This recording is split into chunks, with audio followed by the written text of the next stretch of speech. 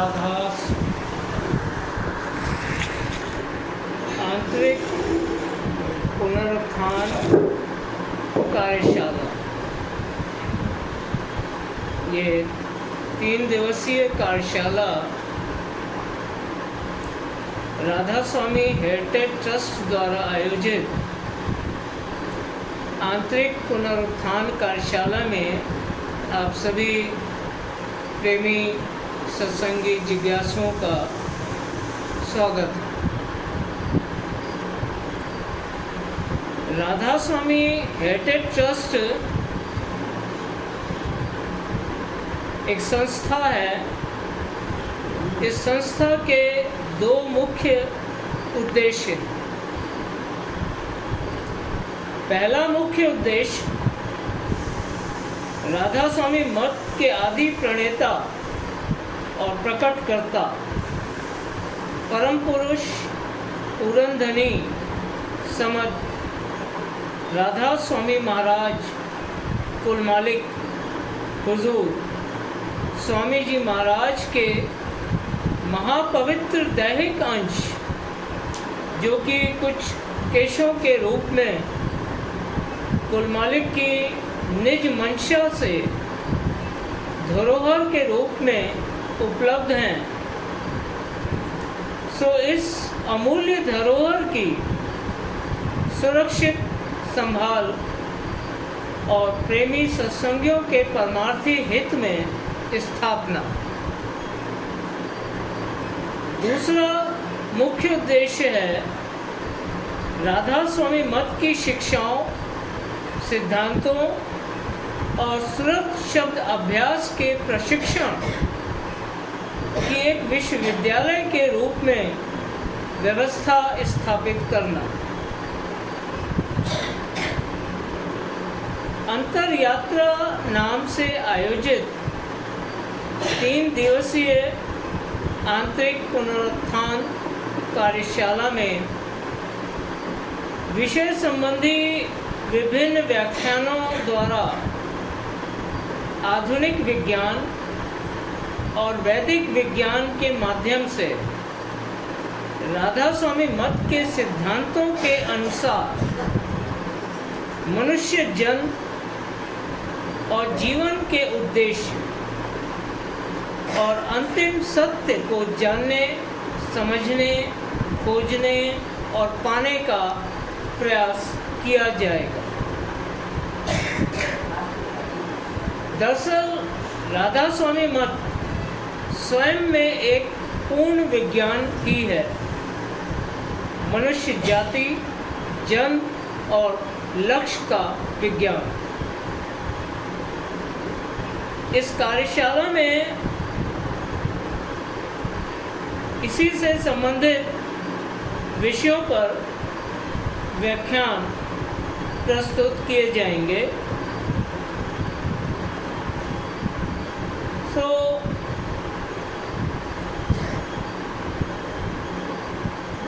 जीव की जगत में स्थिति। राधा स्वामी मत संदेश सृष्टि की संरचना और आत्मा के गुण, क्योंकि जब तक आत्मा का भेद नहीं मालूम होगा स्वत अंग बरामद नहीं हो सकता। आत्मा का कवच उतार के ही सुरत अंग बरामद होता। तो सृष्टि की संरचना और आत्मा के गुण, कर्म सिद्धांत, पंच महाभूत और तन्मात्रा जिनसे ये सृष्टि की रचना हुई है,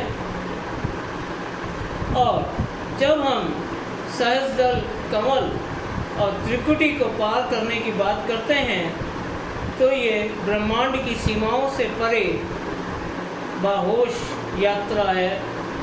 तो जब तक ब्रह्मांड के रहस्य नहीं पता होंगे, हमारी चेतना ब्रह्मांड को पार नहीं कर सकती। तो विषय है ब्रह्मांड के 10 रहस्य,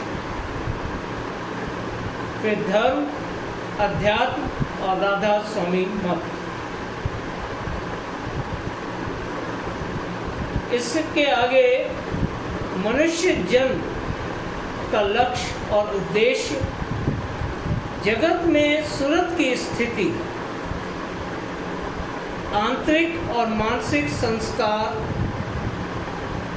मन को कैसे साधा जा सकता है और सुमरन विधि और उसका प्रशिक्षण, ये विषय इस कार्यशाला में समायोजित किए गए हैं।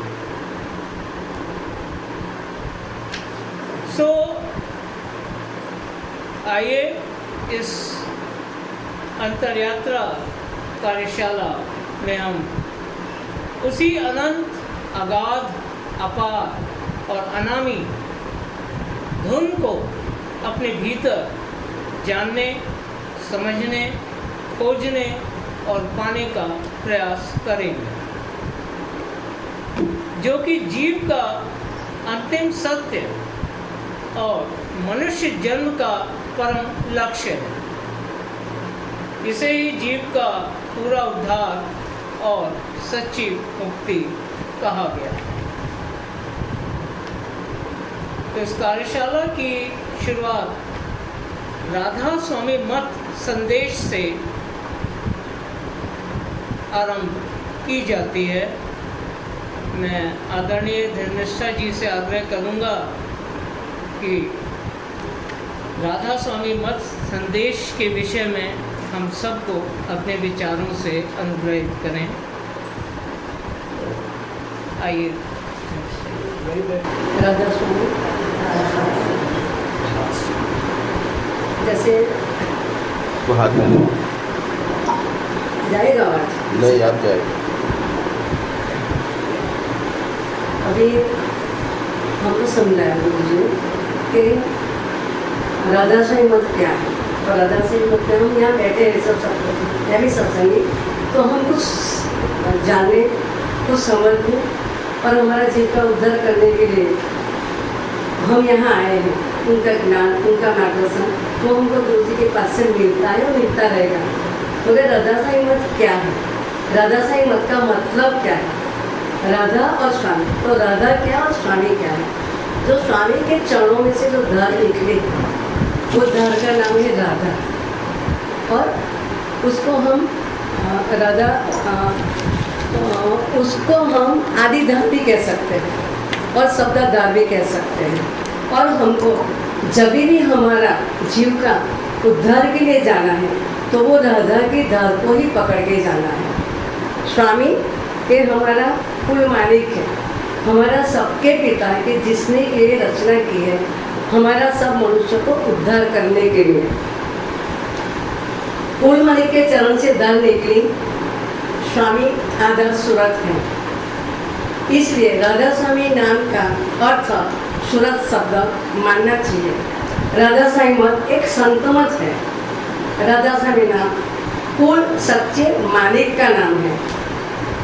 नाम कुल मालिक ने खुद अवतरण करके प्रकट किया धरा रूप जगत में, मगर उसमें जो चैतन्यता है, चैतन्य का जो समूह है कुल मालिक के अंदर, वो चैतन्य को कन्वर्टेड करके उन्होंने अपना रूप धारण किया और हम लोग को जीव को चिताने के लिए उनने आके हमारा जीव को चिताने के लिए उनके नाम को प्रकट किया।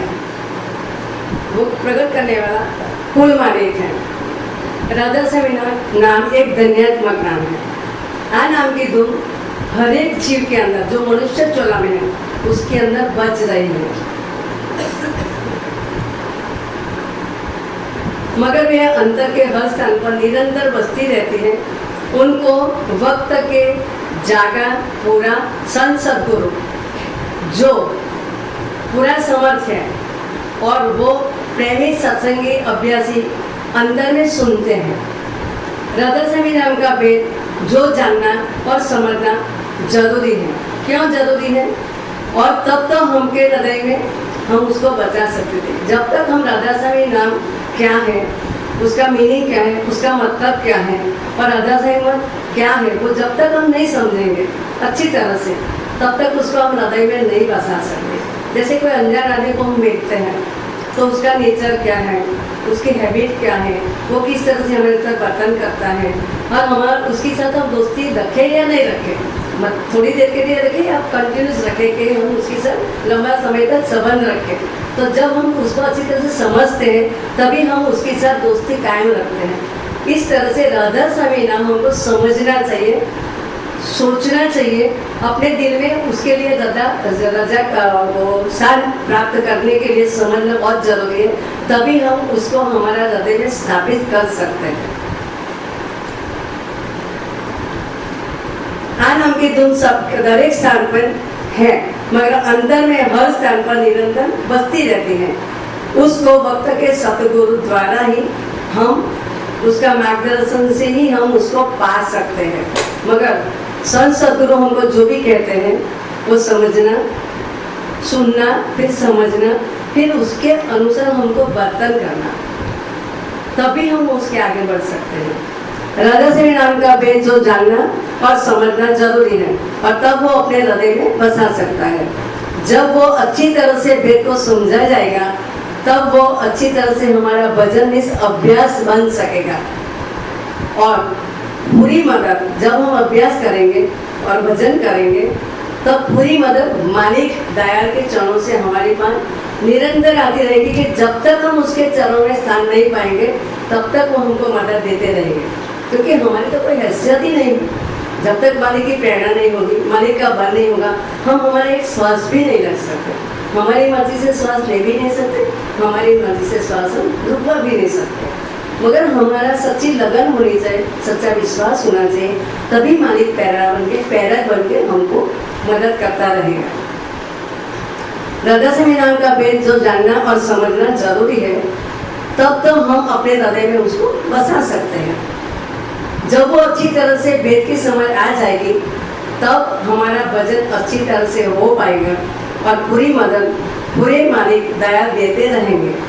तब तक राधा स्वामी, जब तक राधा स्वामी संग ना मिल जाए, हम राधा स्वामी के चरणों में हमारा स्थान नहीं प्राप्त कर सकते, तब तक जीव के वो संभाल करेंगे और उसको मदद देते रहेंगे। धार एक प्रकाश है, चैतन्य शब्द की धार है, वो आदि धार है। राधा स्वामी दयाल के चरणों से वो निकली है और उसने ठेका लिया है। जहाँ उसने ठेका लिया वहाँ उसने मंडल रचा। सतलोक तक की रचना उसने करी है। सतलोक से दो धाम निकले, एक निरंजन और एक ज्योति। सतलोक तक की रचना हुई, उसमें दो धाम निकले, एक निरंजन और एक ज्योति की। दो धाम निकलकर उसने ब्रह्मांड की रचना की। सतलोक से जो दो धाम निकली, एक निरंजन और एक ज्योति की, और उसने धाम निकलकर उसने एक रचना की, मंडल बांधा, मंडल बांध के एक रचना करी और रचना हुई ब्रह्मांड की। ब्रह्मांड के आगे सहस्त्र कमल तक वो आई और सहस्त्र से तीन धारे निकली और उसने पिंड देश की रचना की, जहाँ हम अभी बसते हैं। अभी जब हम यहाँ रहते हैं, श्वास लेते हैं, जिंदगी गुजारते हैं, वो पिंड देश है। तो पिंड देश की रचना सतलोक से जो धार निकली उसने ब्रह्मांड की रचना की। ब्रह्मांड से आगे तीन धारें निकली, सहोदर कर्म से तीन धारें निकली, एक सतोगुण, एक रजोगुण और एक तमोगुण। सतोगुण मीन्स ब्रह्मा जी, रजोगुण मीन्स विष्णु जी, तमोगुण मीन्स महेश जी। ये सतोगुण, रजोगुण, तमोगुण, ब्रह्मा जी, विष्णु जी और महेश जी। समग्र रचना शब्द की धार से हुई है। कुल रचना और उनका तमाम काम क्रिया सूरज शब्द द्वारा होता है, हो रहा है और होएगा। राधा स्वामी नाम कुल और सच्चा मालिक का नाम है। ईश्वर, परमात्मा, परमेश्वर, ब्रह्म, पार ब्रह्म, आत्मा, खुदा, निर्वाण पद दरेक का नीच करता है। जितना मजहब अभी हमारे यहाँ पे है वो सबका नीच करता फुल मालिक है। असर धनी हमारा मालिक राधा स्वामी दयाल है। हर प्रभुओं का वो सर्वोपरि है और सर्व का ये परम है। किसी को कुछ पूछना है? Any question? कोई सवाल? हाँ जी, किसी का कोई प्रश्न?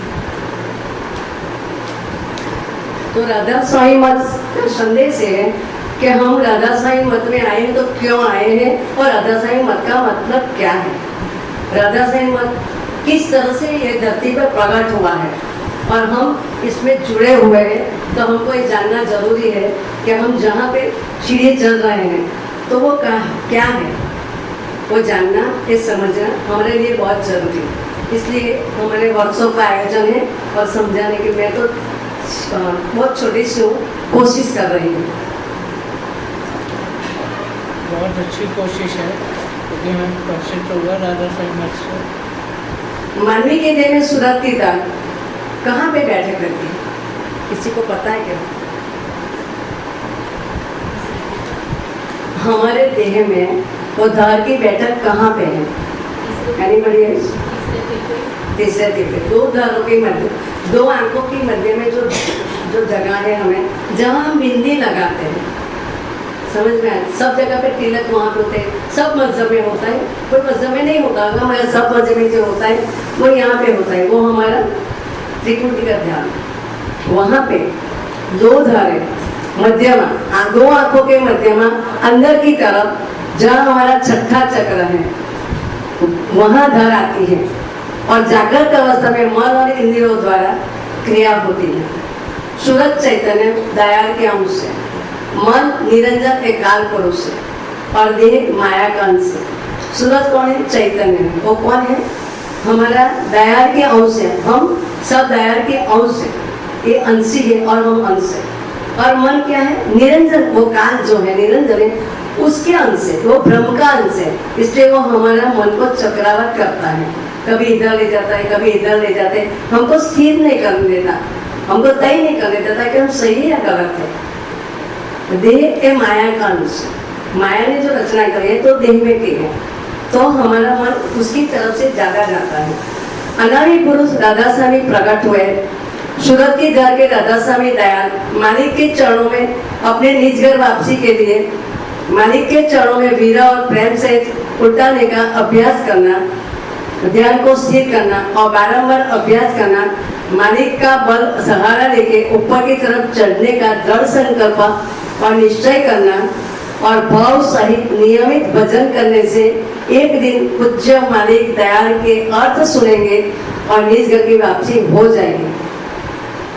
अभी मैं फिर से समझाती हूँ। अनामी पुरुष राधा स्वामी प्रकट हुए, मीन्स राधा स्वामी अनामी से आगे प्रकट हुए हैं। सूरत की धार को राधा स्वामी दयाल, सूरत की धार खुद राधा स्वामी दयाल है, मालिक के चरणों में से वो निकली है, वो चैतन्य की धार है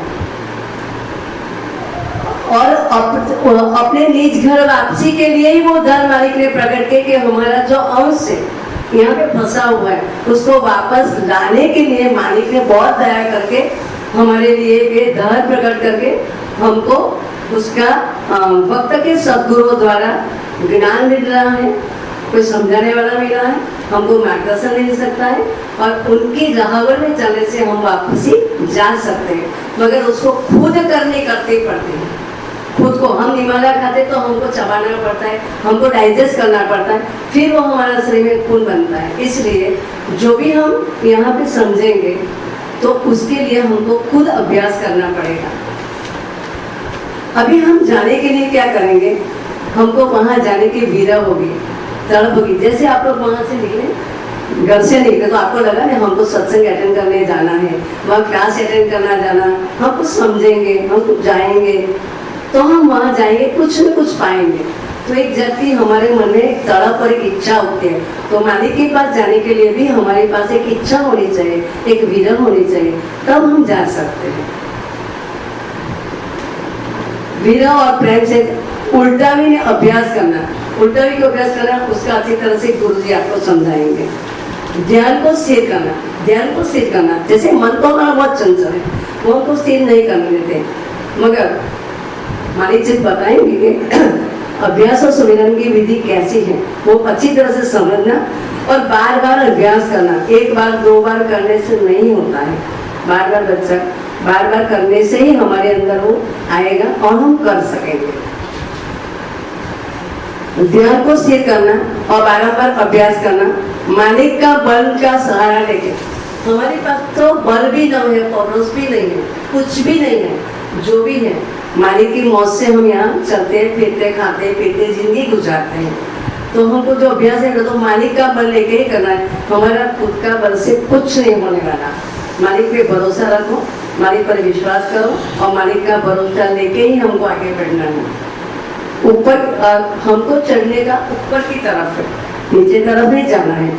हमारे दोनों आंखों के मध्य में, मधो के आंखों मध्य में से हमारे यहाँ पे जो आत्मा की बैठक है उससे ऊपर जाने का हमको प्रयास करना है, मगर वो मालिक का बल लेके सहारा लेके ही करना है।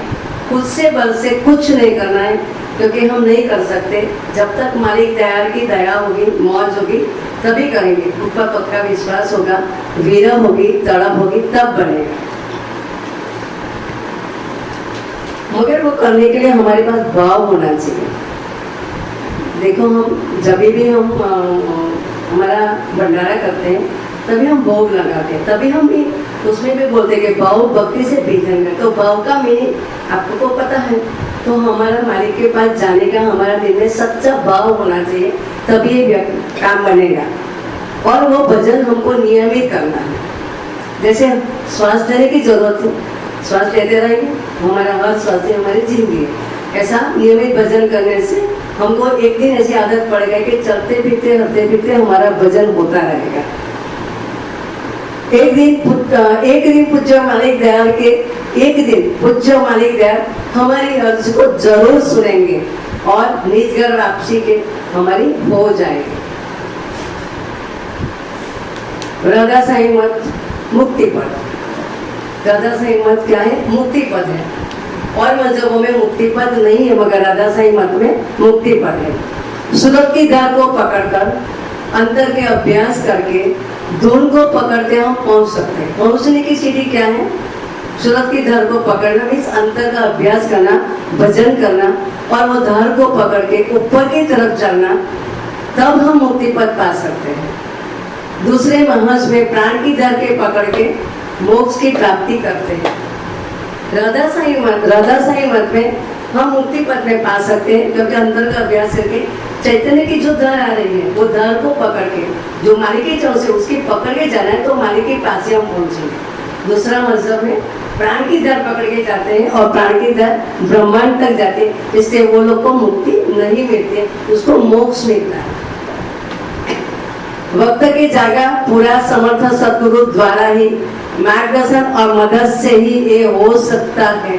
हम अपने आप पुस्तक पढ़ने से नहीं हो सकता है। उद्धार वक्त का जागा पूरा समर्थ सदगुरु बिना हो ही नहीं सकता। इसलिए वक्त पूरा जागा समर्थ सदगुरु को खोजना चाहिए। इन्हीं से हमको राह मिलेगी, मार्गदर्शन मिलेगा, तभी हम आगे बढ़ सकेंगे। करनी खुद करनी पड़ेगी, अंतर अभ्यास करके।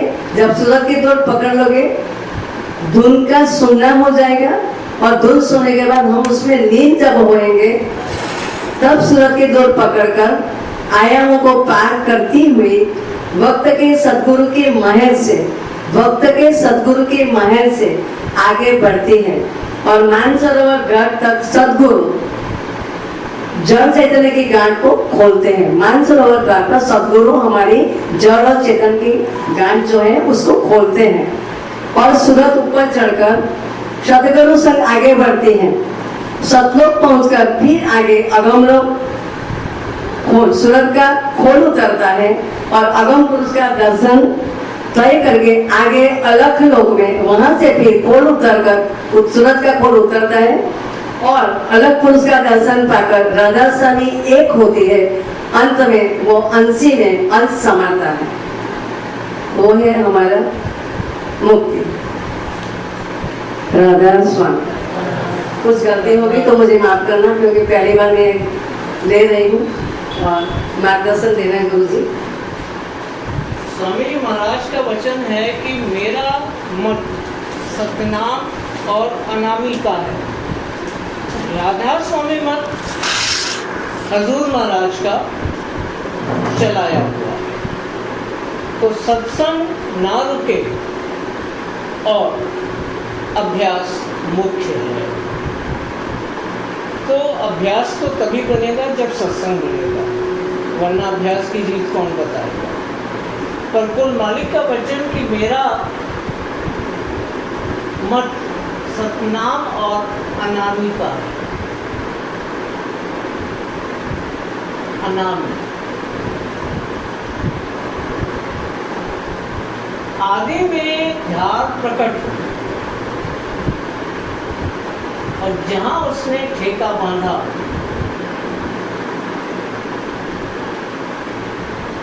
ये पद स्वामी।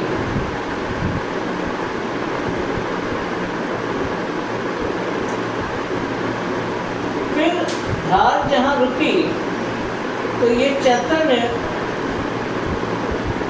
चारों तरफ फैला। जैसे एक पानी की धार जमीन पे गिरती है तो चारों तरफ फैलती है। ये घेरा ही अगम है, जिसे हम अगम पद या अगम लोक कहते हैं। इसमें जो चैतन्य था इसका खिंचाव स्वामी की तरफ था, पर जो अंदर ना खिंच सका चैतन्य,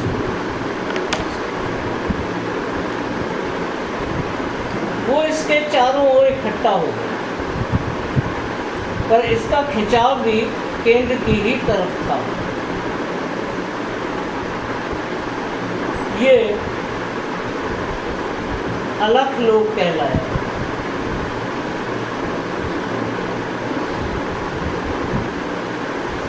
और जो चैतन्य इसमें भी ना टिक सका और इसके भी बाहर छूट गया, फिर उसने जो एक घेरा बांधा, क्योंकि खिंचाव केंद्र की ही तरफ था, ये सतलोक कहलाया।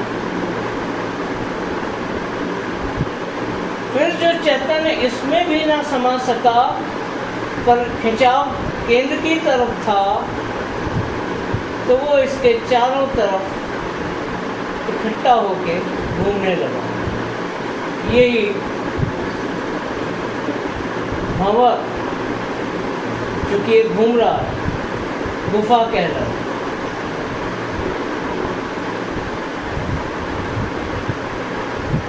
ये रूहानी रचना है जिसको हम दयाल देश कहते हैं। कबीर साहब कहते हैं, कबीर धारा अगम की, कबीर धारा अगम की, सदगुरु दई लखाए। ताही उलट जो नीचे आ रही है धार, रचना हो रही है, ताही उलट सिमरन करो, स्वामी संग मिला। धारा अगम की, ताही उलट सिमरन करो, स्वामी संग मिलाए। यहाँ राधा स्वामी नाम को कबीर साहब इशारा कर रहे हैं। तो ये कबीर साहब का इशारा है। अगम तक का तो उन्होंने इशारा कर दिया कि धारा अगम की, और स्वामी संग मिलाओ कैसे, ये भेद कबीर साहब ने नहीं खोला। तो कबीर साहब ने जो भी बताया अगम तक बताया, स्वामी का भेद नहीं खोला। स्वामी पद का भेद कुल मालिक ने खुद धरा नर रूप जगत।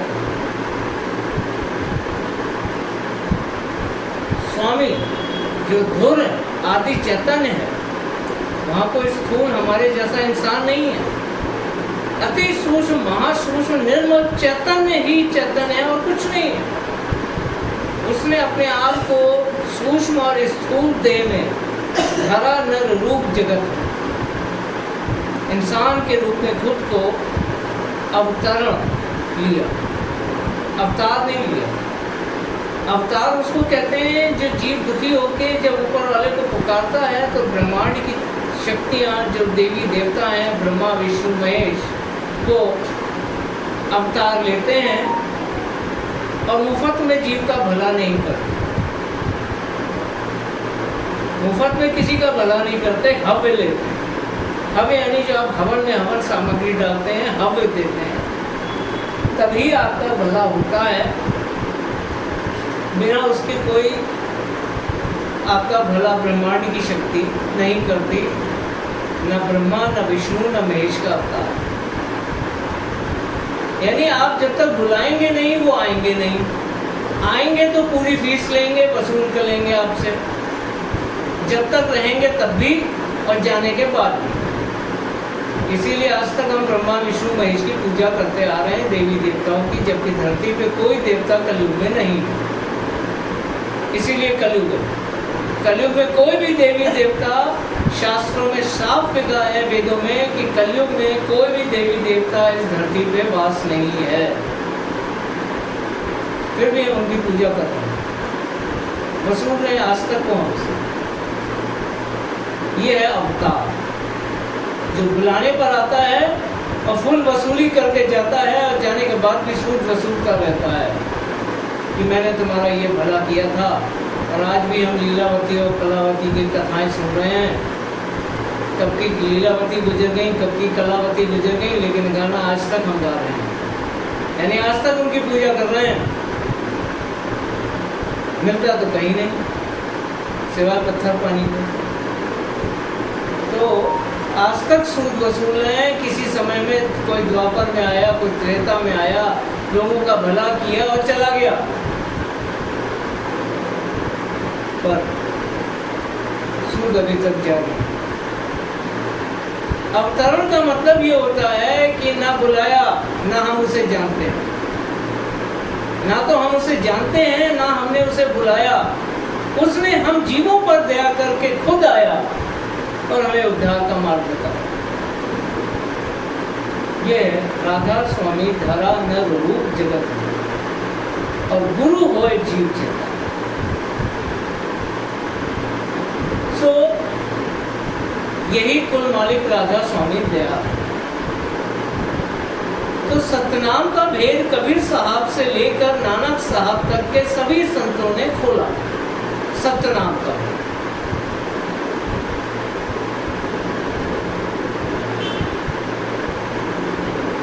पर कबीर साहब और नानक गुरु के सतनाम में बहुत भारी अंतर है।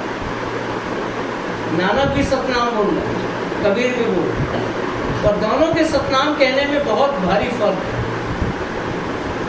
नानक गुरु का सतनाम ओंकार पद यानी हिरण्यगर्भ या निर्गुण ब्रह्म, जिसे प्रणव पद कहा गया है, इस ब्रह्मांड में ही आता है। यानी निर्गुण ब्रह्म का स्थान जहाँ ओंकार की ध्वनि हो रही है, यही नानक का सचखंड है और नानक का ध्रुपद यही है, निर्गुण ब्रह्म। इसीलिए निरंजन की महिमा है। जो सिख पंथ है उसमें निरंजन की महिमा है। शिव की उपासना है, जो कि महाकाल के रूप में उज्जैन में बैठा है। जब किसी की मौत आती है या किसी का एक्सीडेंट हो जाता है या किसी का बड़ा भारी नुकसान हो जाता है, तो कहते हैं इसका काल आ गया। यानी काल जो है हमें नुकसान ही देता है, कष्ट ही देता है, मृत्यु का कारण बनता है, सुख नहीं देता। सो वो निरंजन की उपासना करते हैं, जिसका शब्द ओंकार, ये नानक का सतनाम। तो नानक गुरु का उपदेश एक ओंकार, और यही उनका सतनाम। सो सिख पंथ में निरंजन और शिव की आराधना और स्तुति बताई गई, जबकि कबीर साहब की वाणी सत देश, सत शब्द का भेद खोलती है। लेकिन राधा स्वामी नाम और धाम का भेद तब भी गुप्त ही रहा। तब राधा स्वामी दयाल ने कुल जीवों को अति दुखी और बड़ी दयनीय हालत में देखकर सच्ची और पूरी मुक्ति का भेद, सच्ची और पूरी मुक्ति का भेद, मोक्ष मुक्ति नहीं है। मोक्ष एक बंदी खाना, जिसको मोक्ष मिला वो अगले इस चतुर्युग होता है ना, सतयुग, त्रेता, द्वापर, कलयुग, तो जिसका सतयुग में मोक्ष हो गया वो त्रेता द्वापर कलयुग में पैदा नहीं होगा। जिसका त्रेता में मोक्ष हुआ वो द्वापर और कलयुग में पैदा नहीं हुआ। जिसका द्वापर में मोक्ष हुआ वो कलयुग में पैदा नहीं हुआ। उसके बाद जब सतयुग आएगा फिर से वो इस धरती पे जन्म लेगा। तो मुक्ति कहाँ होगी? फिर यहीं पटका जाएगा। लेकिन इतने लंबे समय तक 3 युग तक 2 युग तक वो कहाँ रहेगा? वो एक ऐसे घोर अंधकार में बंधा रहेगा जहाँ से वो चाह के भी जन्म नहीं ले सकता और उस अंधकार से मुक्त हो नहीं सकता। सो राधा स्वामी मत मोक्ष का मार्ग नहीं है, अंधकार का मार्ग नहीं है, मुक्ति का मार्ग है, अनंत जीवन का मार्ग है, बाहोश है, बेहोशी का मार्ग नहीं है। यही मुक्ति और मोक्ष का फर्क है। सो इस तरह कबीर साहब की वाणी सत्य देश और सत्य शब्द का तो भेद खोलती है, लेकिन राधा स्वामी नाम और धाम का भेद तब भी गुप्त रहा। और तब राधा स्वामी दयाल ने कुल जीवों को अति दुखी और दयनीय दशा में देखकर सच्ची मुक्ति का भेद हम असहाय जीवों को बख्शने के देने के वास्ते निज धाम से इस धरा पर नर चोले में अवतरण किया। हम तो जानते भी नहीं हैं कौन कुल मालिक, कौन सत्य देश। हम तो ब्रह्म और ब्रह्म की उपासना में ही लगे हैं 3 युगों से। तो खुद अपना भेद बख्शा और द्वार खोल के मार्ग बताया। धरा नर रूप जगत में गुरु होए जीव चेता। जिस रूप को हम जीवों ने परम पुरुष पूरन धनी समझ हुजूर स्वामी जी महाराज के पावन नाम से जाना। तो समझ हुजूर स्वयं राधा स्वामी धाम से अवतरण लेकर देहधारी संत सद्गुरु रूप में पृथ्वी पर चरण पधारे और उनके गुरुमुख शिष्य राय सालिग्राम जी ने उन्हें पहचाना। तब राय सालिग्राम जी ने अर्ज करने पर इस धुरपद के भेद को कुल साधारण जीवों के परमार्थी हित के वास्ते खोलकर बताया।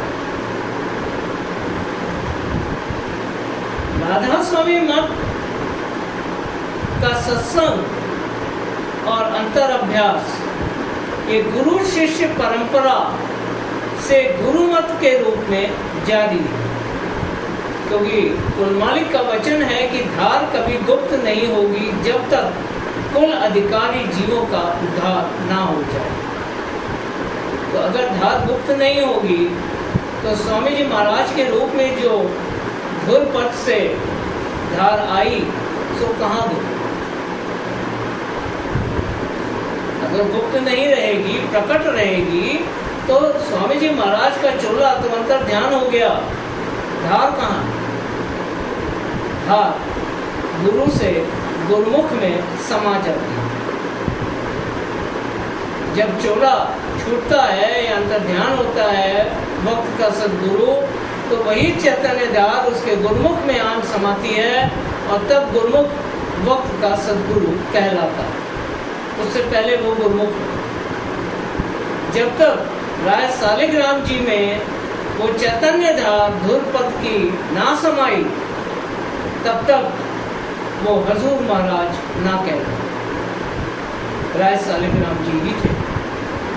जब तक राय सालिग्राम जी के गुरुमुख महाराज साहब ने वो धार नहीं समाई, महाराज साहब ब्रह्मशंकर मिश्रा यही नाम है महाराज साहब। तो वो ब्रह्म शंकर मिश्रा थे, बनारस के ब्राह्मण।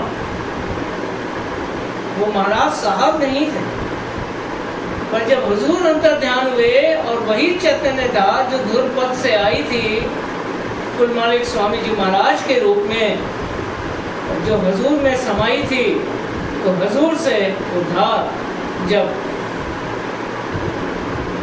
ब्रह्म शंकर मिश्रा जी की देह में समाई, तो ब्रह्म शंकर मिश्रा जी महाराज साहब के। ऐसे ही बुआ जी साहिबा और बाबूजी महाराज। नाम तो माधव प्रसाद सिन्हा है, बल्कि कपूर है। सिन्हा जो है बाबूजी महाराज के आगे हजूर महाराज की दी हुई उपाधि है। उपाधि जैसे हम किसी को कहते हैं पहलवान,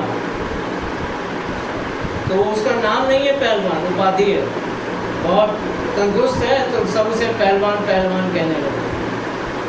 ऐसे ही हजूर महाराज ने बाबूजी महाराज को कहा सिंहा, सिंहा यानी सिंह, शेर, ये उपाधि दी थी हजूर महाराज ने, जो सिंहा का सिन्हा सिन्हा हो गया।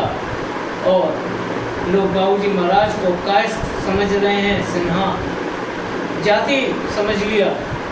लोगों को पता ही नहीं कि सिन्हा उपाधि है। बाबूजी महाराज खत्री हैं, स्वामी जी महाराज की बड़ी बहन के पोते हैं, खत्री खानदान से हैं, और जाति है कपूर। खत्रियों में एक जात होती है कपूर। तो बाबूजी महाराज कपूर जाति से हैं, पंजाबी खत्री। सिन्हा उन्हें उपाधि हजूर महाराज ने दी शेर की, सिंहा। तो सिंहा का अंग्रेजी में सिन्हा हो। तो अगर किसी के अंदर ये जानकारी ना हो तो दुरुस्त कर दें।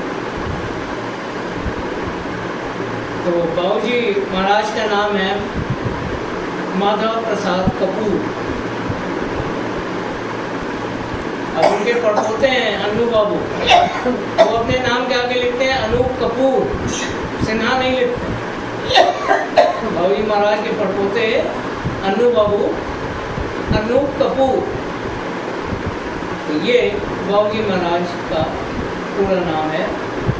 तो जब धार समाई तो माधव प्रसाद कपूर जी बाबूजी महाराज के। सो गुरु कौन है? राधा स्वामी भक्त का भक्त गुरु कौन है? माधव प्रसाद कपूर जी या बाबूजी महाराज? ऑब्वियस है बाबूजी महाराज, ना कि माधव प्रसाद जी। तो बाबूजी महाराज कौन है और क्या फर्क है माधव प्रसाद जी और बाबूजी महाराज में?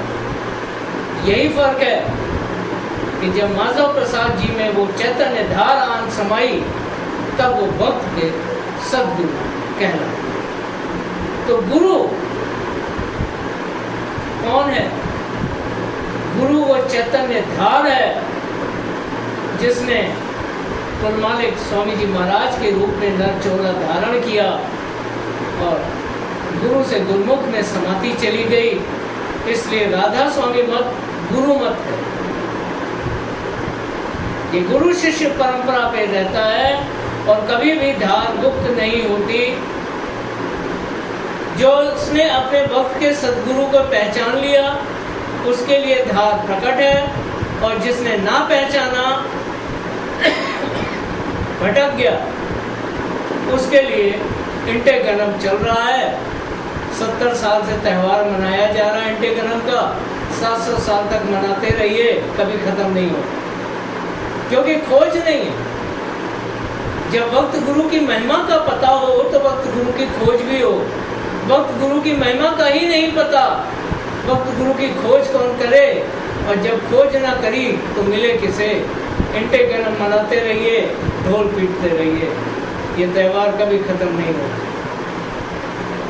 जिसने अपने वक्त के सद्गुरु की खोज कर ली उसका उद्धार हो गया, और जो ढोल पीटता रहा वो ढोल की तरह एक दिन फट जाएगा, हासिल कुछ नहीं होगा।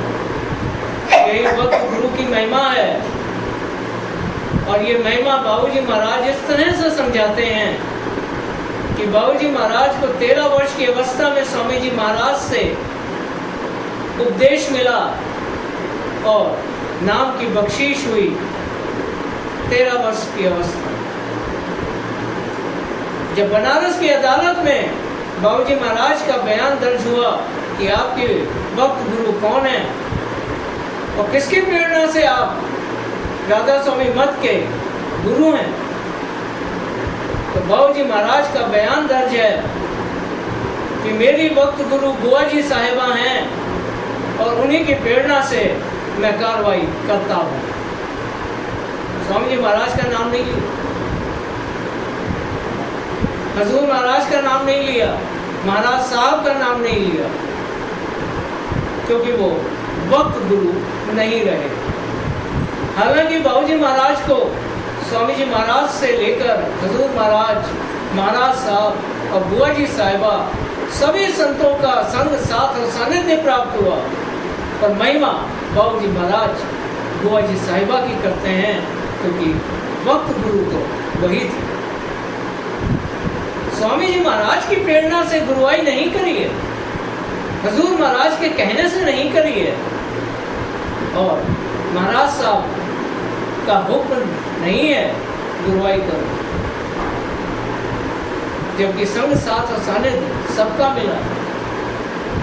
ये बुआ जी साहिबा की प्रेरणा से कार्रवाई की, और बुआ जी साहिबा से ये धार बाबूजी महाराज में आन समाई।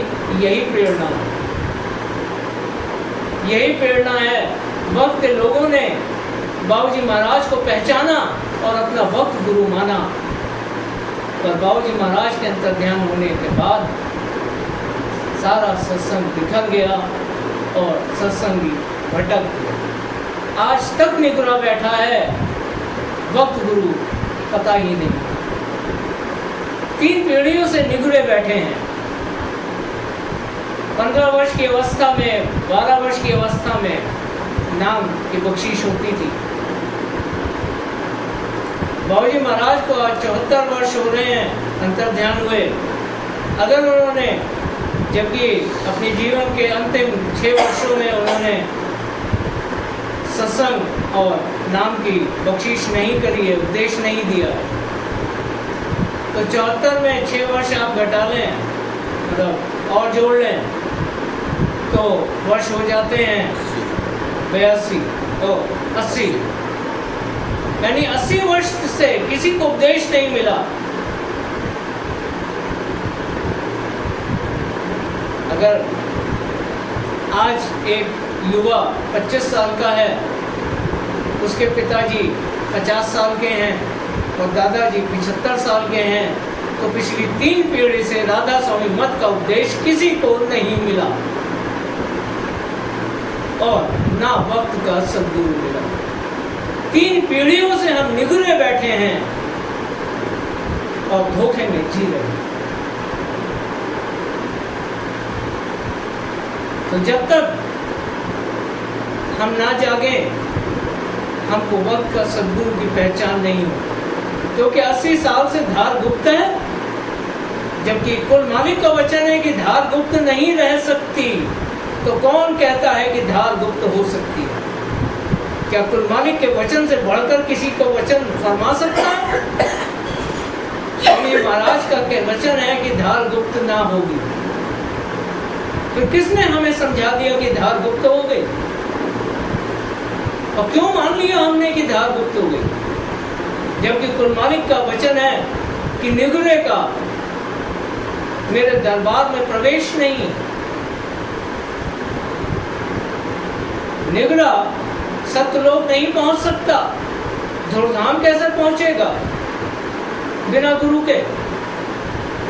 और 80 वर्ष से जो निगरे 3 पीढ़ियों से बैठे हैं, यानी पिछली 3 पीढ़ियों से किसी का उद्धार नहीं हुआ।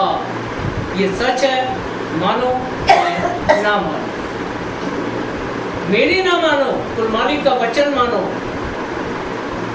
कुल मालिक का वचन मानो। अगर कुल मालिक का वचन माना तो 3 पीढ़ी से निगरे बैठे हैं और उद्धार किसी का ना हुआ। और जब तक अपने वक्त के सद्गुरु की खोज ना करोगे, उद्धार नहीं होगा। राधा स्वामी मत कहता है अपने वक्त के सद्गुरु की खोज करो। सार वचन वार्तिक पूरी पोथी, हर वचन हमें समझाता है कि अपने वक्त के सद्गुरु की खोज करो, उसके बिना उद्धार ना होगा। और सार वचन वार्तिक इसी उद्देश्य से भरा वक्त गुरु की महिमा। और सार वचन छंदबंद, सारी पोथी का हर शब्द एक ही संदेश देता है कि धुन की ही महिमा है। जब तक अंतर में धुन नहीं खुलेगी, सुरत का उद्धार हो नहीं सकता। यही अभ्यास है। यानी वक्त का सद्गुरु और अंतर की धुन अगर ये ना मिले तो सिवाय बाहरी कार्रवाइयों के हमने कुछ नहीं किया। कर्मियों की तरह कर्म कमाए, बेशक पुण्य कर्म कमाए, पर पुण्य कर्मों का फल भोगने के लिए भी इस जगत में जन्म लेना पड़ेगा, उद्धार नहीं होगा। ये आंतरिक पुनरुत्थान कार्यशाला, यानी वो अंतर की बातें जो कहीं 70 साल से दबी पड़ी हैं, जिस पे वक्त और अलग अलग धारणाओं और मान्यताओं की धूल और कूड़ा करकट जमा हो चुका है, जिसे हम सच मानकर बैठ गए हैं, निगरे बनकर इसी धूल को साफ करना और उस सच को सामने लाना जो कुल मालिक राधा स्वामी दयाल का वचन है, राधा स्वामी मत है। यही आंतरिक पुनरुत्थान कार्यशाला का मकसद है। यानी हम जाग सकें, आंखों पे बांधी हुई पट्टियों को खोल सकें, जाग सकें। इसी को कहते हैं पुनरुत्थान। यानी जागे हुए तो थे अजीब, वक्त के संग सो गया है, उसे फिर से जगाना है। यही पुनरुत्थान का अर्थ।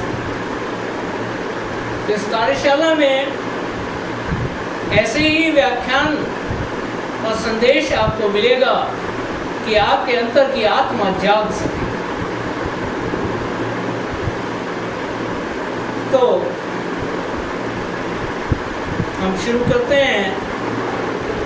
जगत में जीव की स्थिति, सूरत तो बाद में बरामद होगी, पहले जीव ये तो समझ ले कि मैं जगत में किस हाल में पड़ा हुआ हूँ। तो जगत में जीव की स्थिति पिछले 3 युगों से जीव जगत में धर्म और अध्यात्म के वातावरण में जीता रहा है। 3 युगों से धर्म और अध्यात्म। ये भी ठीक है कि देश काल स्थिति और वातावरण के अनुसार धर्म की नई नई शाखाएं पनपती रही और अध्यात्म की नई नई विधाएं समय के साथ बनती और बिगड़ती रही। आज वो धर्म नहीं है जो रामायण काल में था। उस समय धर्म की परिभाषा कुछ और थी। उसी धर्म ने सीता की अग्नि परीक्षा ले डाली तो धर्म कहला। आज ये धर्म नहीं, बदल चुका।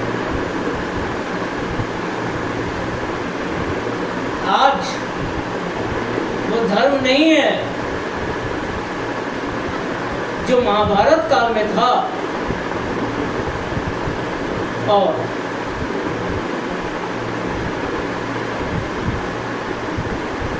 पांडवों की उत्पत्ति का कारण बना। पांचों पांडवों में कोई भी पांडु पुत्र नहीं है, एक भी पांडु पुत्र नहीं है, और पांडु पुत्र कहलाते हैं। ये धर्म महाभारत काल का, द्वापर युग का धर्म है, जो इस कलयुग में लागू नहीं होता। हर युग में धर्म परिवर्तन होता रहता है, तो धर्म सनातन नहीं है।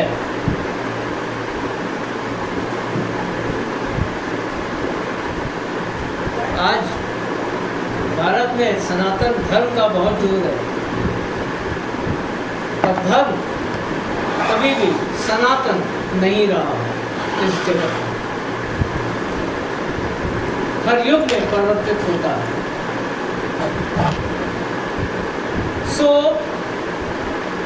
समय समय पर धर्म की नई नई शाखाएं पनपती रहीं। दशरथ और वासुदेव राम और कृष्ण की पूजाएं नहीं करते थे, तो किसकी करते थे? भागीरथ की तपस्या से पहले गंगा भी नहीं थी, फिर किसके किनारे पर तीर्थ हुआ करते थे? तो धर्म सनातन नहीं है। सनातन वो जिसका आदि तो हो पर कभी अंत ना हो, आदि तो हो पर अंत ना हो, वही सनातन है। सनातन का अर्थ ही यही है कि आदि तो है पर अंत नहीं। देश, काल, स्थिति और वातावरण के अनुसार धर्म की नई नई शाखाएं पनपती रहीं, और अध्यात्म की नई नई विधाएं समय के साथ बनती और बिगड़ती गई, पर सभी का आधार सदा से वेद मत ही रहा और है। बेशक सनातन नहीं, अगर सनातन वेद होता तो कभी नेति नेति ना कहता, इति इति कहता, पर वेद नेति नेति कहता है, यानी इसके आगे कुछ है जिसका हमें पता नहीं। तो सनातन फिर कैसे हो? एक सीमा हो गई वेद की, तो सीमा पे जाके वेद भी चुप जाता है, तो वेद भी सनातन ना हो। पर चूंकि इसके आगे हमें पता ही नहीं, इसलिए हमने वेद को सनातन मान लिया।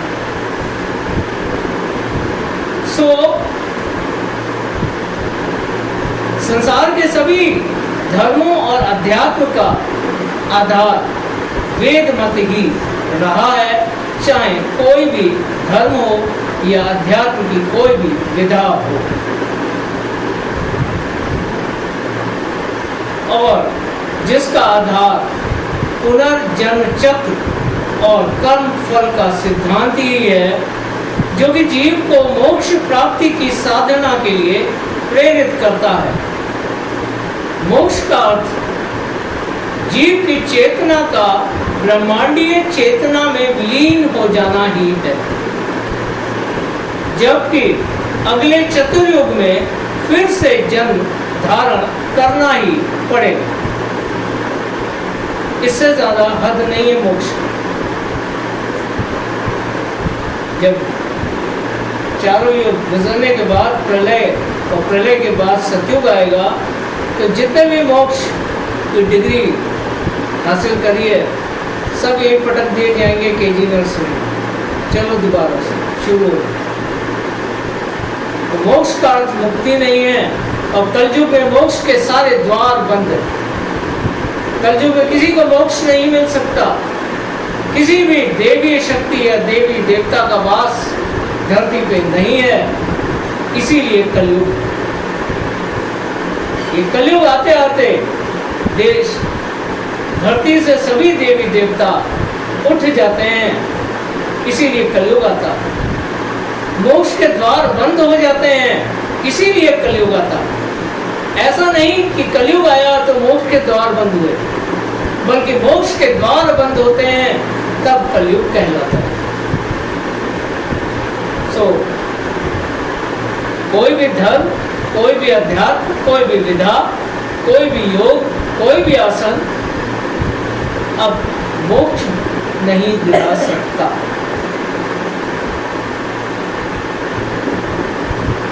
सो यह विधि का विधान है।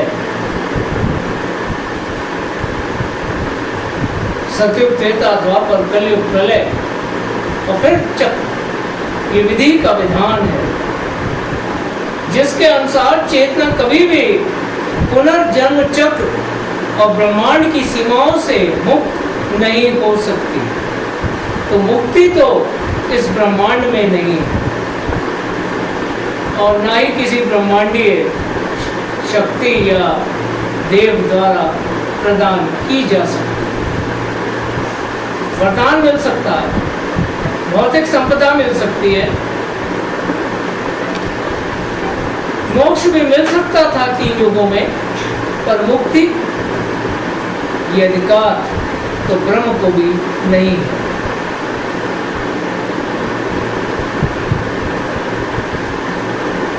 इस तरह मोक्ष भी एक धोखा ही है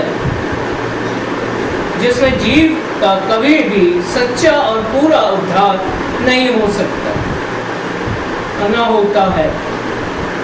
न ही चेतना कभी ब्रह्म के भ्रम जाल से मुक्त हो पाती, जबकि चेतना की जड़ ब्रह्म से कहीं गहरे ऊपर और बढ़कर है।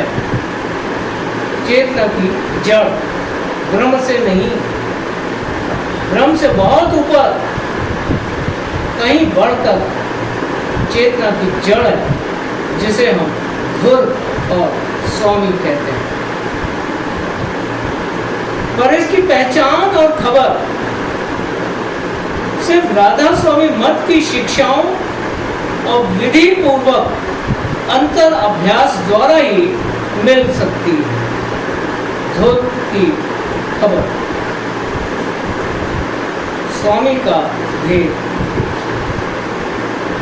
कुल मालिक का निज धाम और रूप,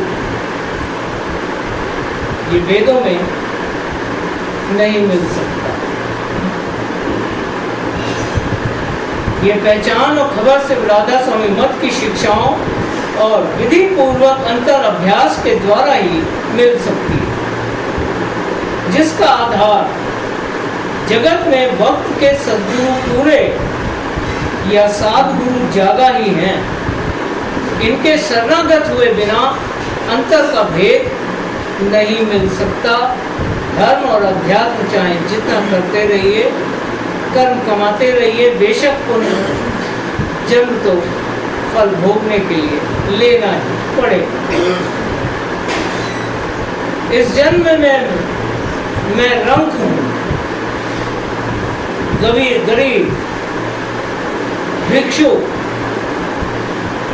भक्ति करी, पुण्य कमाया, अगले जन्म तुम्हें राजा बना, अधिकारी बना। अधिकार मिला तो अहंकार जगा, अहंकार जगा तो पाप कमाया, पाप कमाया तो जून गिरा।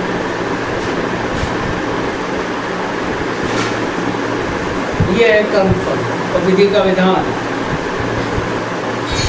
दुख की, गरीबी, मालिकी अपने, जिसे हम परमात्मा जगदीश्वर मानते हैं, तो पुण्य कमाया और पुण्य के प्रताप से अगले जन्म में बड़े अधिकारी और राजा बने। और जब अधिकार मिला तो अहंकार जागा, यानी दुख और गरीबी में जो भक्ति होती है तो उसका फल पाने पर खत्म हो जाती है। भक्ति का जो फल है वही जून को गिरा देता है। भक्ति फल से राजा बना तो अहंकार लक्ष्मी का भाई है। जहाँ जहाँ लक्ष्मी वहाँ वहाँ अहंकार। जब अधिकार और सामर्थ्य प्राप्त होती है तो अहंकार साथ में आता है। दहेज में और अहंकार हमसे पाप करवाता है। और वही भक्त जो पुण्य फल से राजा बना था, राजा बन के नीच बन जाता है, और पुण्य फल से मनुष्य का जन्म तो मिला पर राजा बन के जून गिर गई, न जाने कहाँ जाके गिरा। तो नहीं चाहिए कर्म फल। स्वामी जी महाराज कहते हैं, जिनको जगत कामना मारा उनको नहीं उपदेश हमारा, जिनको जगत कामना मारा। तो राधा स्वामी मत पाप और पुण्य की शिक्षा नहीं देता, परोपकार का उपदेश नहीं देता, परमार्थ का उपदेश देता। पुण्य कमाने की जरूरत नहीं है, लौट कर यहीं आना पड़ेगा, और जब आओगे अधिकार लेकर तो जून गिरा लोगे अपनी। क्या मिला? 84 का चक्र। सो न पाप न पुण्य, परमार्थ की कमाई बताता है राधा स्वामी मत, ताकि इस ब्रह्मांड और विधि के विधान और पुनर्जन्म चक्र से बाहर हो सके। मुक्ति अनंत जीवन है, जहाँ मृत्यु नहीं, जहाँ दुख क्लेश नहीं, तो अनंत जीवन, आनंद का जीवन, इसे ही मुक्ति कहते हैं।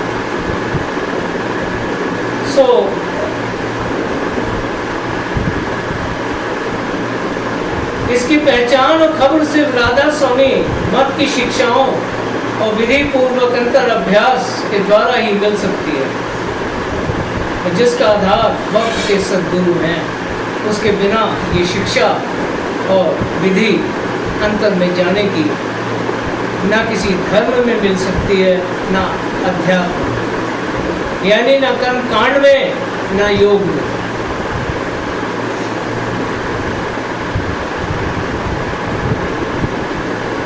जो कि जीव को अंतर में शब्द धुन से जोड़कर उसकी चेतना को निहित कर्म करते हुए पुनर्जन्म चक्र और कर्म फल की कामनाओं से जगत जाल से न्यारा कर सकते हैं और करते हैं वक्त के सद्गुरु। हुजूर महाराज कहते हैं, सद्गुरु खोजो रे प्यारी, तेरे भले की कहो। पर नहीं मानते हम, नहीं मानते हम, नहीं खोजते अपने वक्त का सद्गुरु। वही सांप निकल गया और लकीर पीट रहे हैं 70 साल से।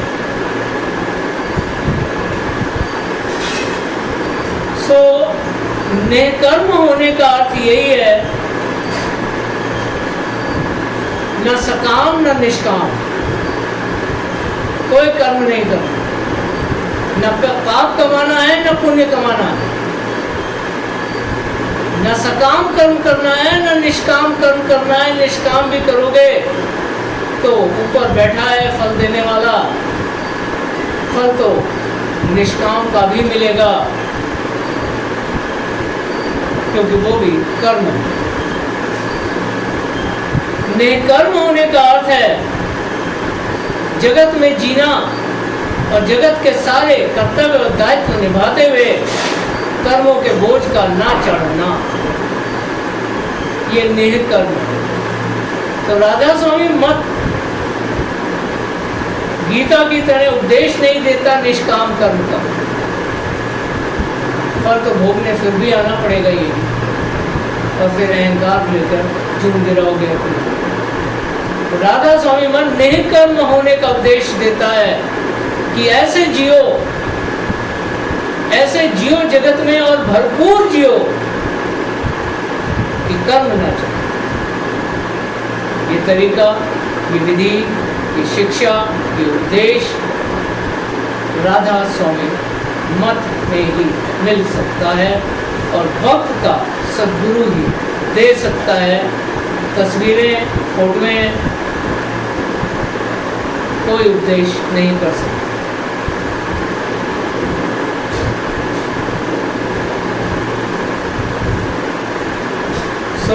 वक्त के सद्गुरु ही हैं जो जीव को जगत से न्यारा कर सकते हैं। यही जीव की सच्ची मुक्ति और पूरा उद्धार है। जबकि चैतन्य जगत की सभी कष्ट, क्लेश और पापों से सदा के लिए मुक्त होकर निर्मल चैतन्य और आनंद के देश में वासा पाता। यही सच्ची मुक्ति और पूरा उद्धार,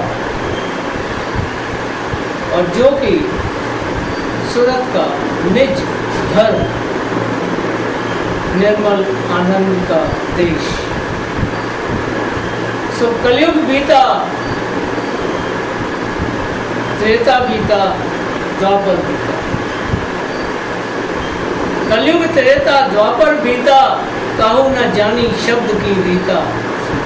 सतयुग त्रेता हाँ, सतयुग गलत बोला। सतयुग त्रेता द्वापर बीता, काहू न जानी शब्द की रीता। कलयुग में स्वामी दया विचार। जो मोक्ष के सारे द्वार बंद हो,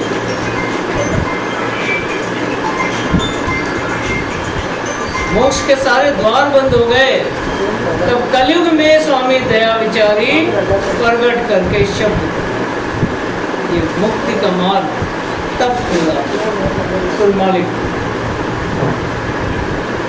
पर कुछ ना समझ लोगों ने अपनी नादान बुद्धि के कारण इस बात के अर्थ को नहीं समझा और परमात्मा को ही कुल मालिक राधा स्वामी नाम दे दिया। कुल मालिक राधा स्वामी को परमात्मा को ही मान लिया और काल ब्रह्म का अंश आत्मा को सूरत कह के पुकारते हैं। इस शब्द के भेद को इन नादानों ने ना समझा तो काल ब्रह्म को, परमात्मा को कुल मालिक राधा स्वामी दयाल समझ लेते हैं और काल की अंश आत्मा को सूरत मान लेते हैं। बहुत भारी नादानी है, और जिसने ऐसा माना वो मान ले कि उसको राधा स्वामी मत का जरा भी अक्ल और तमीज नहीं, वो राधा स्वामी मत का सत्संगी ही नहीं है। जिसने कुल मालिक को परमात्मा और सूरत को आत्मा मान लिया, उसका कभी उद्धार हो ही नहीं सकता, और राधा स्वामी मत की उसे जरा भी तमीज या अक्ल नहीं। यह दर्शाता है कि इन लोगों ने राधा स्वामी मत की गहराई और गंभीरता को अभी तक नहीं जाना है। क्योंकि जीव जन्म जन्म से जगत के भोग और स्वार्थ में ही अपनी जून गंवाता रहा है, जून गंवाता रहा, व्यर्थ कर्म कमा कमा के। और अगर मनुष्य जून पाकर मुक्ति का मार्ग ना मिला तो मनुष्य जन्म भी व्यर्थ चला गया। इसी को जून गंवाना कहा गया। तो यही कारण है कि जीव का अभी तक काल और कर्म के मोह जाल से निकल पाना संभव नहीं हो पाया है, और यहीं बैठा। सूरत तो आदि में तब उतरी जब ब्रह्मांड की रचना हुई। अगर ये 22वां चतुर्युग चल रहा है सांख्य योग के अनुसार, यानी पिछले चतुर्युग गुजर चुके हैं और हम 22वें में बैठे हैं, यानी कि आज तक कभी भी हमारा मोक्ष नहीं हुआ या मुक्ति नहीं हुई। मोक्ष भी हुआ तो मुक्ति नहीं हुई, इसीलिए आज हम यहाँ हैं, वरना यहाँ होते ही ना। हम यहाँ बैठे हैं, इसका मतलब कि आदि से अब तक हमारी मुक्ति नहीं हुई। हम बार बार जन्म ले रहे हैं।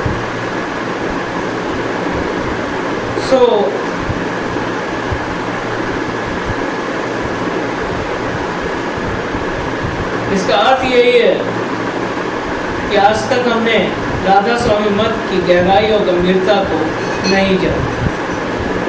अगर पिछले चतुर्युग में आने वाले 21 कलयुगों में जबकि हर कलयुग में स्वामी दया विचारते हैं और राधा स्वामी मत को धरा पे प्रकट करते हैं, अगर उन 21 कलयुगों में भी हमने राधा स्वामी मत को समझ लिया होता तो आज यहाँ ना बैठे होते। जन्म जन्म रही भूल में नहीं पाया भेदा, काल कर्म के जाल में रही निज दिन खेदा। तो ये ना सोचिए कि मैं 70 साल का हूँ, 80 साल का हूँ, 50 साल का हूँ।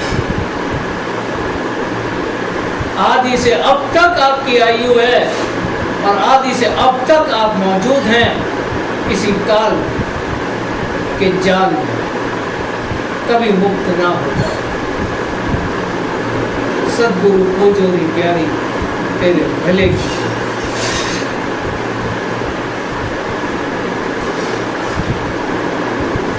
क्योंकि जीव जन्म जन्म से जगत के भोग और स्वार्थ में ही जून गंवाता रहा है, सो यही कारण है कि जीव का अभी तक काल और कर्म के मोह जाल से निकल पाना संभव नहीं हो पाया है।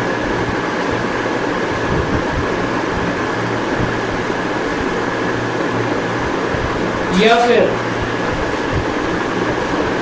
उसने कभी सीखा ही नहीं कि कैसे वो इस जाल से छूट सके। पुण्य भी कमाया तो किस लिए? अगला जन्म बेहतर मिले इसलिए, क्योंकि कर्मों से वो मोक्ष नहीं मिलता। कर्म धर्म है, इससे जन्म नहीं मिलता और बेहतर मिलता। मोक्ष के लिए अध्यात्म की शरण में जाना पड़ता है, तो मोक्ष के लिए आध्यात्मिक बनना पड़ता है और धर्म से ऊपर उठना पड़ता है। सो अध्यात्म भी मोक्ष की कामना से ही कमाया जाता है। वहां भी कामना है, बिना लोभ के ना धर्म है ना अध्यात्म। दोनों में कामनाएं हैं, लालसाएं हैं, स्वर्ग की वासनाएं हैं और पुण्य में भी लालच भरा हुआ है कि अगला जन्म बेहतर मिले। सात्विक कहाँ रहे? लोभी लालची बने। यही तो माया जाल। जन्म जन्म रही भूल में नहीं पाया भेद, क्योंकि वक्त का सद्गुरु नहीं मिला इसमें। तो आज आपकी उम्र 70, 80, 100, 50 साल नहीं है। आप हैं तो आदि से हैं, बस चोले बदलते रहे। कभी मनुष्य बने, कभी जंतु बने, कभी जीव बने, कभी प्रकृति में पौधे बन के जड़ जून में गए और चोले बदलते रहे यहीं के ये हैं। और इसी जगत के कष्ट दुख ये आपकी नियति भोगना ही पड़ेगा।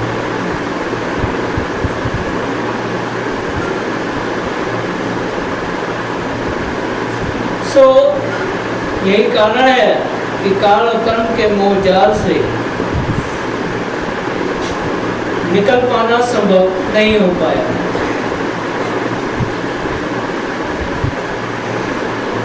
या फिर जीव ने आज तक सीखा ही नहीं और ना ही अपने जीव के सच्चे उद्धार और पूरी मुक्ति की सच्ची लगन ही जीव में अभी तक जाग सकी है। नहीं जागी। सब लालच से भरे हुए धोखे हैं कि अगला जन्म बेहतर मिले, स्वर्ग मिले। स्वर्ग भी तभी तक मिलेगा जब तक पुण्य कर्मों की कमाई है, उसके बाद फिर नीचे पटक दिए जाओगे। स्वर्ग कोई स्थायी अड्डा नहीं है।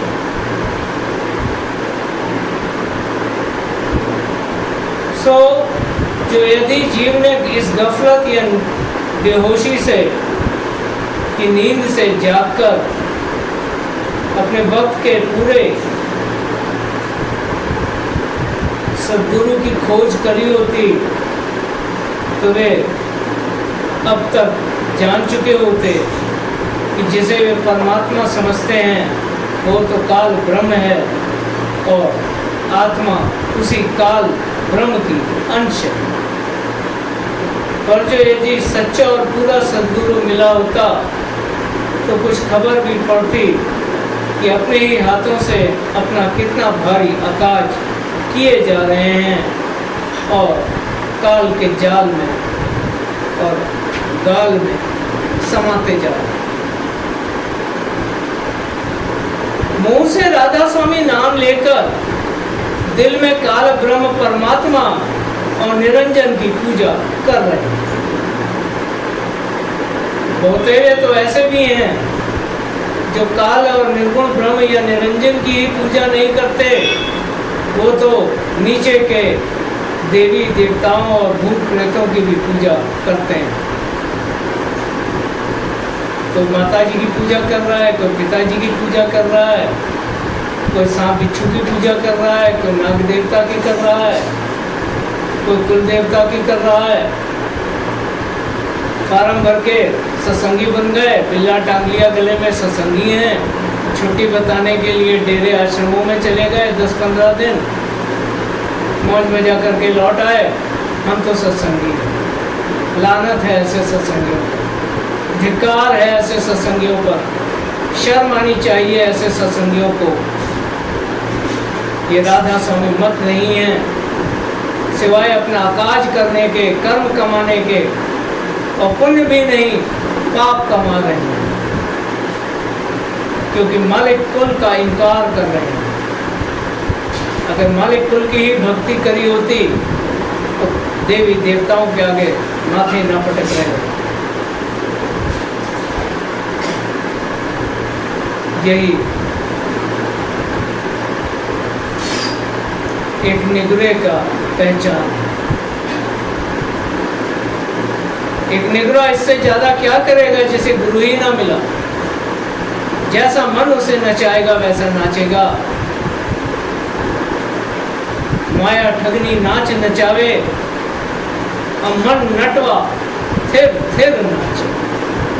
जहाँ माया का लोभ खींच के ले जाता है, ये नटवा मन वहीं जा के माथे पटकता है। तो सत्संगी को अपने मन की चौकीदारी करना बहुत जरूरी है अगर मुक्ति चाहिए, वरना जो राधा स्वामी नाम लेकर एक तुच्छ और काल के नुमाइंदों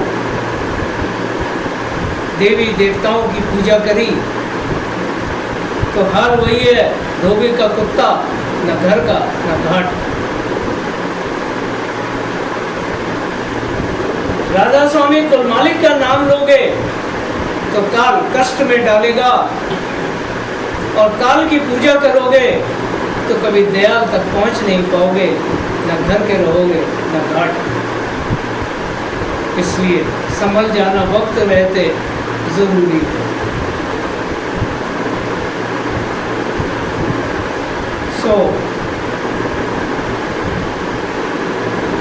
मुंह से राधा स्वामी नाम लेकर दिल में काल ब्रह्म परमात्मा निरंजन की पूजा कर रहे हैं।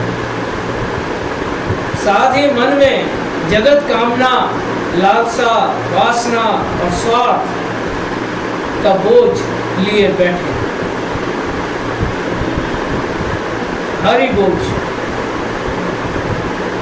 कामनाएं, लालसाएं, वासनाएं, स्वार्थ, ये सब कुछ मन में लेकर बैठे हैं और भेड़ों की तरह डेरों, आश्रमों और बाग बगीचों में गुट बनाकर बैठे हुए। भेड़ों गुट बनाकर आज मालिक का सत्संगी मिलना दुर्लभ हो गया है, बिरला है। किसी सत्संगी से पूछो भाई कहाँ के हो, तो अलग अलग फिरकों के नाम बता देगा, अलग अलग डेरे आश्रमों के नाम बता देगा। मैं वहाँ का हूँ, मैं वहाँ का हूँ, मैं वहाँ का हूँ। सत्य देश और दयाल देश का नाम कोई नहीं लेता, कोई नहीं कहता मैं सत्य देश का सत्संगी हूँ। सब दुनिया का पता बताते हैं, कोई पंजाब का, कोई यूपी का, कोई बंगाल का। मैं वहाँ का सत्संगी हूँ। तो मालिक किससे मिलेगा और कैसे मिलेगा? वही मिलेगा जहाँ के हो। तो ये ख्वाब भूल जाओ कि कभी उद्धार होगा। यही भेड़ों के झुंड की तरह डेरे और आश्रमों में बैठे रह जाते हैं, कर्मियों की तरह कर्म कमाते हैं, मालिक को छोड़ के व्यक्ति की पूजा में लग जाते हैं और अपना अकाज करते हैं।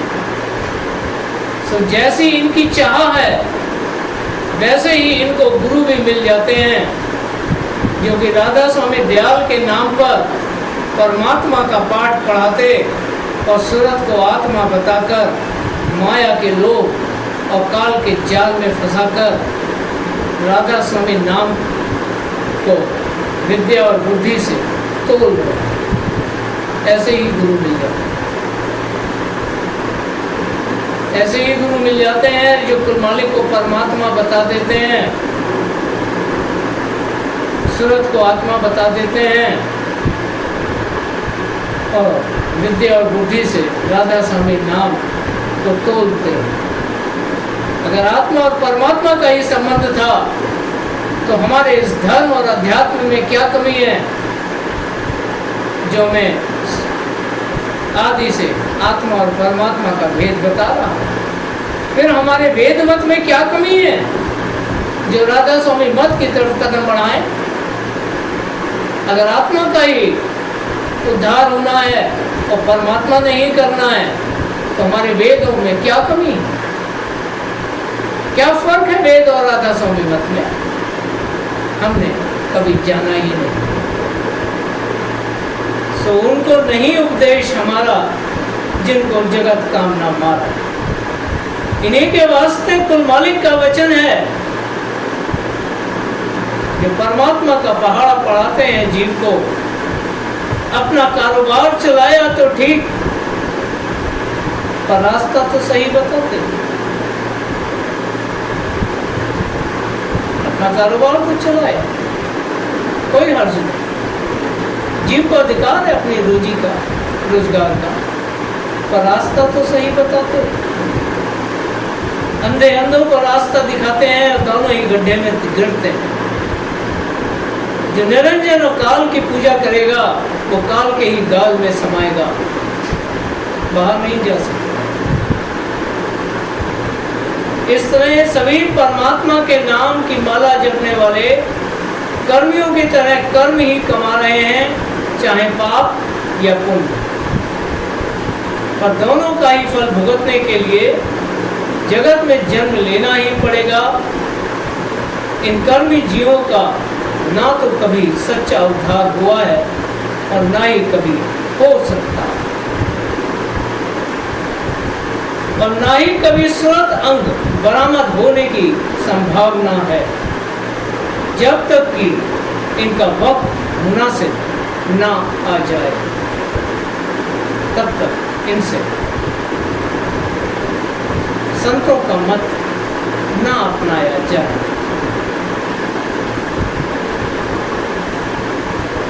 सो ये जगत में आज सूरत की स्थिति है जो सोई पड़ी है। हाँ, 3 पीढ़ियों से हम सोए हुए हैं। बाबूजी महाराज के अंतर ध्यान होने के बाद से किसी का तीसरा तिल नहीं खुला, तीसरा तिल भी नहीं खुला, क्योंकि तीसरे तिल का द्वार वक्त का सद्गुरु ही खोल सकता है और खोलता है। तो बाबूजी महाराज के अंतर ध्यान होने के बाद से जीव को सदगुरु वक्त तो मिला ही नहीं, मान चाहे 150 लोग, हासिल कुछ ना होगा।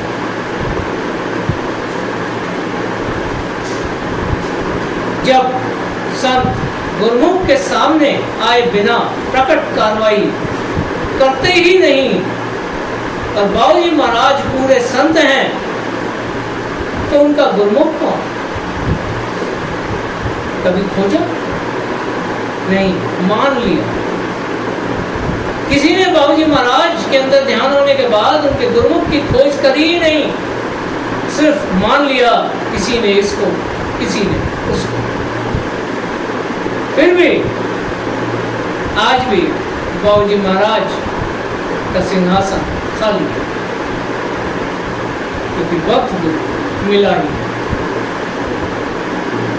यही 3 पीढ़ियों का धोखा है, और उन्हीं के वास्ते आत्मिक पुनरुत्थान कार्यशाला है, ताकि हम जाग सकें। तो हुजूर के वचन पर गौर रखिए कि सतगुरु खोजो री प्यारी, तेरे भले की कहूँ। सत्य जो है वो वैसा ही है,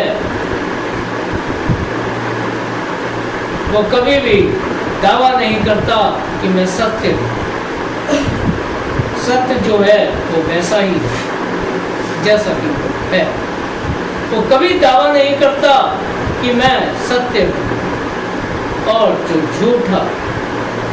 झूठ हमेशा दावा करता है कि मैं ही सत्य हूँ।